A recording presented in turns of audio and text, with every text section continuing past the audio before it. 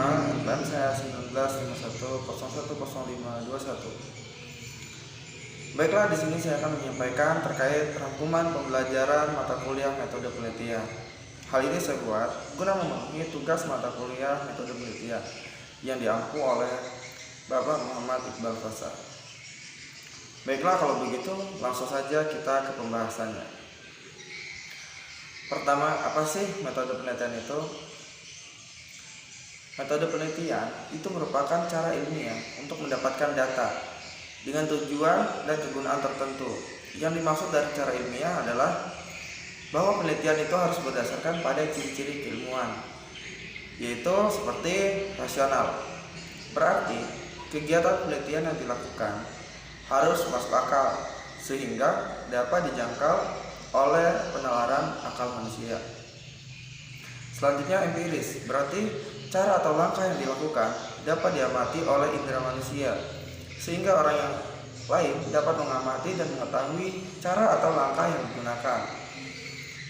Yang ketiga ada sistematis, berarti proses yang digunakan dalam penelitian menggunakan langkah-langkah tertentu yang bersifat logis. Jadi metode penelitian adalah suatu langkah atau cara yang harus kita lakukan untuk mencari data di lapangan saat kita akan melakukan suatu penulisan seperti menulis jurnal maupun menulis skripsi. Ada beberapa jenis-jenis metode penelitian.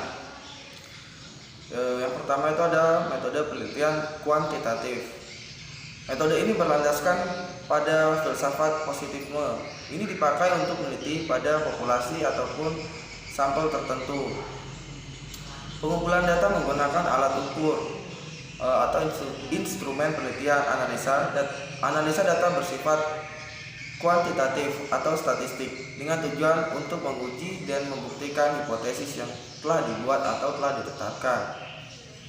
Selanjutnya ada metode penelitian kualitatif, di mana peneliti melakukan pengumpulan data dengan observasi partisipan untuk mengetahui fenomena esensial partisipan dalam pengalaman hidupnya. Peneliti bisa menarik generalisasi apa yang diamati atau apa yang dianalisa. Secara induktif, teori abstrak tentang proses tindakan atau interaksi berdasarkan pandangan dari partisipan yang diteliti. Peneliti melakukan studi terhadap budaya kelompok dalam kondisi yang alamiah melalui suatu observasi maupun suatu wawancara. Selanjutnya ada metode penelitian kombinasi, merupakan suatu metode penelitian yang berlandaskan pada filsafat pragmatisme atau kombinasi positifisme dan post-positifisme. Ini digunakan untuk meneliti pada kondisi objek yang alamiah maupun buatan, di mana peneliti bisa sebagai instrumen dan menggunakan instrumen untuk pengukuran teknik pengumpulan data, dapat menggunakan tes kuesioner dan gabungan. Analisis data ini bersifat deduktif, kuantitatif, dan induktif kualitatif. Hasil penelitian kombinasi dapat berguna untuk membuat generalisasi dan memahami makna. Saja dalam metode kombinasi ini sangat berguna ketika metode kuantitatif maupun metode kualitatif secara sendiri-sendiri tidak cukup akurat untuk memahami permasalahan dari suatu penelitian. Penggunaan metode kombinasi dapat memperoleh pemahaman yang lebih baik jika dibandingkan dengan hanya menggunakan salah satu metode saja. Selanjutnya ada metode penelitian yang deskriptif, adalah suatu prosedur penelitian atau pemecahan suatu masalah yang diselidiki dengan gambaran subjek atau objek yang digunakan berupa orang, lembaga, masyarakat, maupun yang lainnya. Ada juga metode penelitian pengembangan atau sering juga disebut dengan istilah research and development, merupakan jenis penelitian yang umumnya banyak digunakan dalam dunia pendidikan. Secara umum, pengertian penelitian dari pengembangan ini dapat diartikan sebagai cara ilmiah untuk memperoleh data sehingga dapat digunakan untuk menghasilkan maupun mengembangkan dan memvalidasi suatu produk. Penelitian pengembangan difungsikan sebagai dasar atau bangunan atau konstruksi dan model dari teori. Nah, sedangkan kata penelitian sendiri merujuk pada proses pemecahan masalah dan menemukan fakta secara terorganisir, sedangkan pengembangan merujuk kepada usaha peningkatan kemampuan teoritis, konseptual, dan moral sesuai kebutuhan melalui latihan dan pendidikan. Urutan struktur dalam penulisan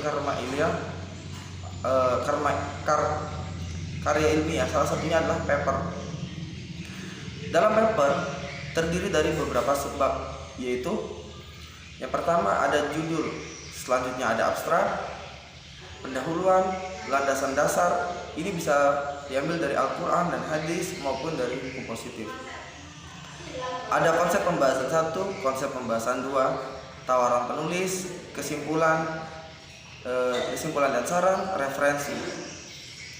Nah, judul, ketika melakukan penelitian harus memiliki dasar yang kuat terhadap judul yang dipilih. Mengapa memilih judul ini? Alasan dasar dalam memilih judul pun harus akademis. Jangan karena saya suka terhadap judul ini, karena hal ini dekat lokasi tempat tinggal saya, atau keluarga saya bekerja di bidang itu. Contoh alasan dasarnya itu harus benar. Seperti saya memilih judul bisnis arah briket. Ini dikarenakan sektor ini cukup menjanjikan dalam segi ekspor dan mampu menaikkan perekonomian masyarakat sekitar yang terlibat. Dan belum ada penelitian sebelumnya yang membahas tentang hal ini. Selanjutnya itu abstrak. Abstrak itu merupakan ringkasan dari keseluruhan dari isi dokumen yang disajikan secara singkat dan akurat. Di dalam abstrak biasanya sudah tergantung inti murni dari pembahasan yang ada di dalam dokumen. Tidak ada penambahan tafsiran, opini, dan interpretasi lain dalam penulisan abstrak. Tujuan dari abstrak ini adalah untuk menggambarkan keseluruhan isi konsep dari sebuah gagasan yang ada dalam suatu tulisan. Untuk abstrak biasanya terdiri dari 250 hingga 350 kata jika di dalam suatu jurnal. Jika dalam suatu skripsi itu akan berjumlah 1 halaman. Selanjutnya pendahuluan, berisi jawaban apa dan mengapa penelitian itu perlu dilakukan. Bagaimana ini memberikan gambaran suatu penelitian yang hendak disajikan. Oleh karena itu, pada bab pendahuluan memuat latar belakang masalah, rumusan masalah dan tujuan penelitian. Selanjutnya adalah landasan dasar. Argumentasi pada penelitian diperkuat dengan data, teori singkat serta ulasan singkat penilaian terhadap dan saran ulasan singkat penelitian terdahulu dan saran peneliti terdahulu. Pada bagian ini kita bisa juga mengutip dari ayat-ayat Al-Quran maupun dari hadis, maupun menggunakan hukum positif dan juga undang-undang yang sesuai dengan hal apa yang sedang kita bahas di dalam suatu penulisan. Di dalam paper, konsep pembahasan suatu bersifat umum. Jadi pembahasan satu itu masih umum, general, yaitu berkenaan dengan judul penelitian dan teori yang mendukung daripada peneliti sebelumnya. Sedangkan di konsep dan pembahasan yang kedua, itu lebih bersifat khusus atau spesifik, mengerucut pada pokok inti dari permasalahan. Selanjutnya ada tawaran penulis. Tawaran penulis ini mengemukakan temuan lapangan, mengemukakan teori ataupun konsep yang mendukung tidak mendukungnya argumentasi dari si penulis.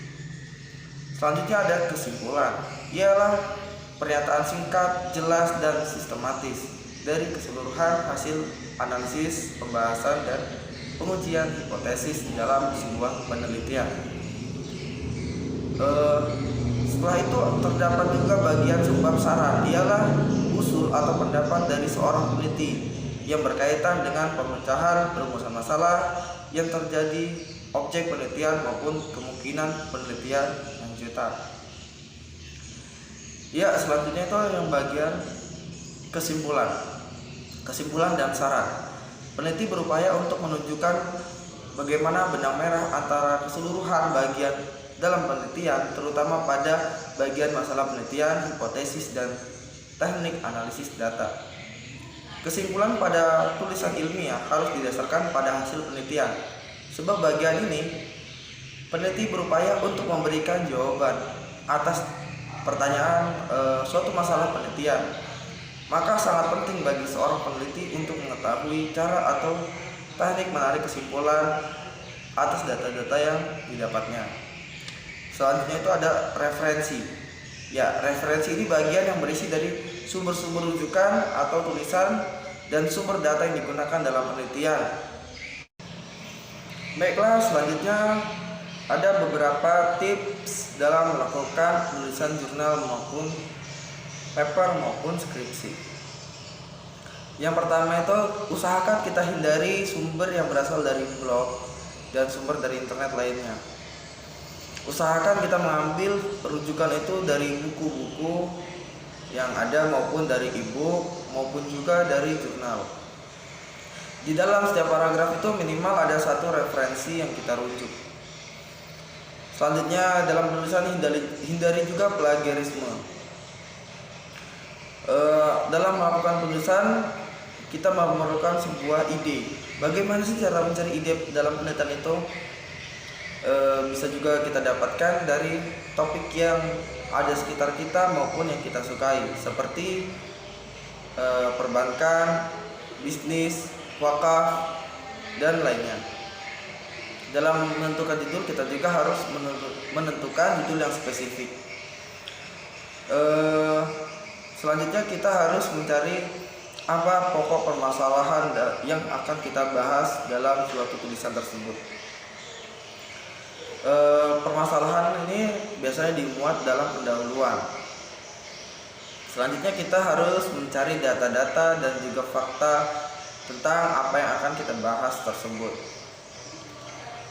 Dan adakah kesenjangan dan perbedaan hasil penelitian terdahulu atau adanya rekomendasi dari penelitian terdahulu yang membuat pendahuluan